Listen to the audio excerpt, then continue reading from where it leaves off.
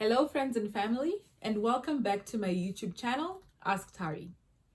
Today I'm going to be talking about sponsoring your parents and your grandparents to come to Canada as permanent residents. Now, I once did a video about the pros and cons of moving to Canada, and I'm not sure if I mentioned this as a pro, but it is a pro. Once you're a permanent resident of Canada or a citizen, you are able to sponsor your grandparents and your parents. I mean, who doesn't want to have their parents living a good life in Canada? Who doesn't want their parents to have access to good health care?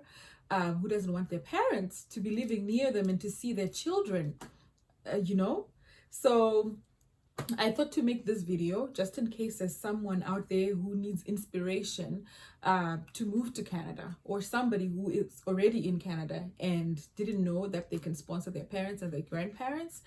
So let's get right to it. So who can sponsor a parent and a grandparent to come to Canada? First of all, you need to be permanently residing in Canada. This means you need to either be a permanent resident or a citizen. You cannot sponsor somebody to come to Canada if you're a temporary resident or if you're on a temporary visa. So that's one. Two, you need to not be on social assistance. That's two, right? And then three, you need to prove that you have enough income to support the number of dependents that you want to sponsor, including yourself. So you must provide proof of income to support the number of dependents, including yourself, for the last 3 years. And what better way to prove your income than to provide your tax assessments from the Canada Revenue Agency? So that's one way for you to prove your income. So if you're applying for the parental sponsorship for 2021, you need to provide your income, proof of income for 2020, 2019, and 2018. So now you've got the gist of who can apply for parental sponsorship and grandparent sponsorship. I'm also going to post you the income requirements depending on the size of the family and the number of people that you want to sponsor. So just take a look at the income requirements and just figure out what would be comfortable for you. Now, 2020 was a very tough year. The Canadian government reduced the income level required for 2020 due to the harsh negative economic impact that COVID had on sponsors. Okay, so this is how much you need. This is the income level that's required for the 3 years right before the day you apply, right? So this table is for people applying for sponsorship in 2021, which means they already submitted their interest to apply last year. So for 2 people, you need to have maintained this level of income in each year. As you can see, it's been reduced for 2020 because of the economic impact that COVID has had. So if it's 3 people, remember this includes yourself, then you need to be earning about 40,445 per year, and for the previous years you should have earned above this figure. For 4 people, 49. So the more people you get, the more you're supposed to be proving in terms of income. So that's just the income. Okay, so now we are going to talk about who you can sponsor, right? So listen very carefully. You can sponsor your own parents or grandparents. This means that you cannot sponsor your spouse's parents or grandparents. I hope you caught that. Your parents and grandparents have to be related to you by blood, by adoption, and in case your parents or grandparents got divorced, they have to be married to a new spouse, and then there'll be your step parent or your step grandparent. You can sponsor them too, but it has to be your own parents, right? 2, you can sponsor your siblings. That means your blood brothers and sisters, your half brothers and sisters, your sisters and brothers by adoption. But this is provided that they are below 22 years of age and they are not married.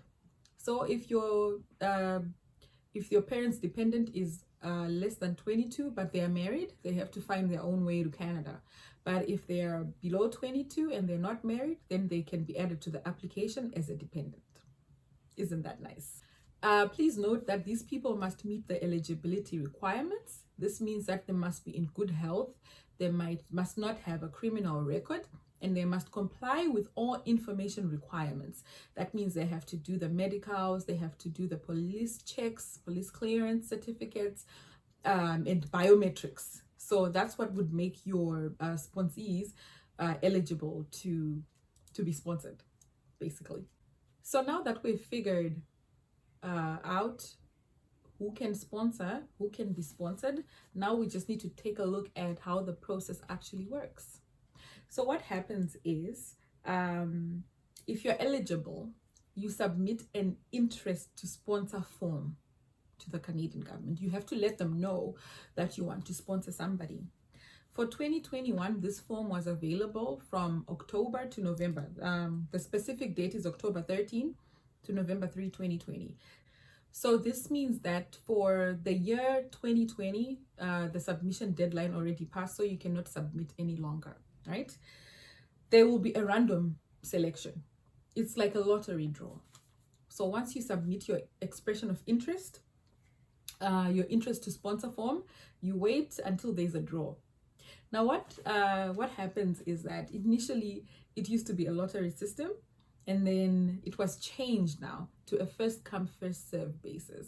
So what happened is that on the day that people were supposed to apply, when the window was open to submit the expression of interest, a lot of people logged in to submit their forms, and the website crashed. And some people had applied double. Imagine you tell all your relatives, please apply on our behalf, apply on our behalf. So there were duplicate applications, and some people didn't make the cut.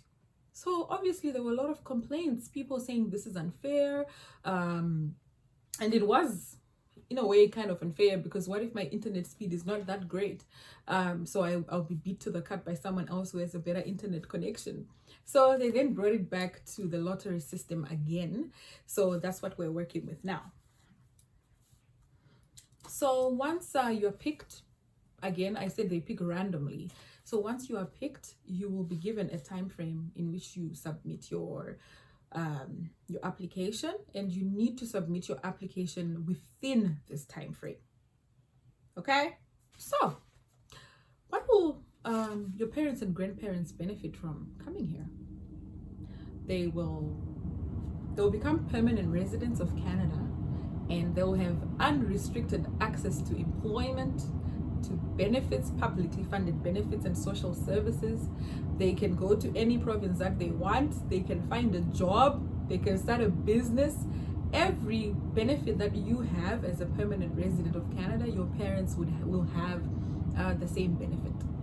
So I think it's a great opportunity for families to grow in Canada, and for people to form synergies. Imagine if you bring your parents here, they have their savings, you have your savings, and you get a deposit, and you buy a house together, and they can get a job for elderly people where they're working 20 hours a week or 30 hours a week. There's a lot that your parents can do when they come to Canada, and it will also be easier on the child care issue. If you have kids, your parents will be there to help you take care of your children. You will also be eligible to apply for citizenship. They may be eligible to apply for citizenship after they meet the required time frame of living in Canada. So guys, that's what I have for you today. You can sponsor your parents, your siblings, your grandparents to come and live with you in Canada. You just need to make enough in order to be able to sponsor them. And once they come here, they're able to survive.